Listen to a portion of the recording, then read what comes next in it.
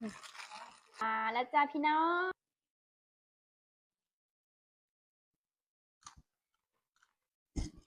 รีวิวส้มเอ็นโมยายกะลอจ้า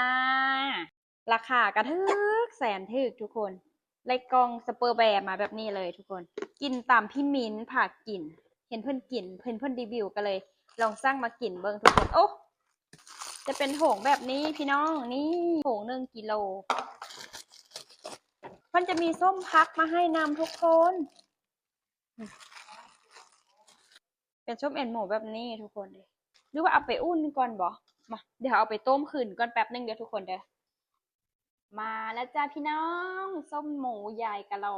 เขาเอาไปลวกมาทุกคนหนังหมูเป็นต้นเป็นตะแซ่บจ้ะ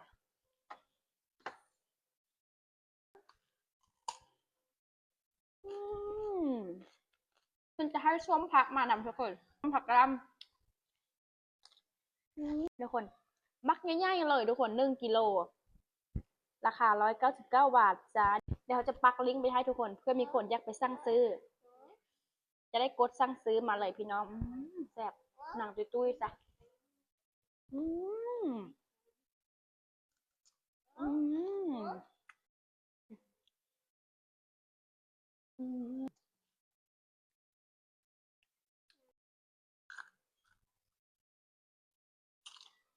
อยากลองสั่งซื้อกดตามลิงก์เลยนะจ๊ะทุกคนจ้า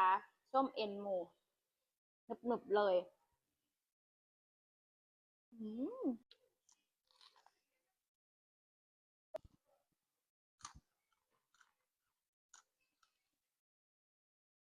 จะเป็นกับแก้มก็ได้กับข้าวก็ดีกินกับตำบักหุ่งก็จะเข้ากันครับ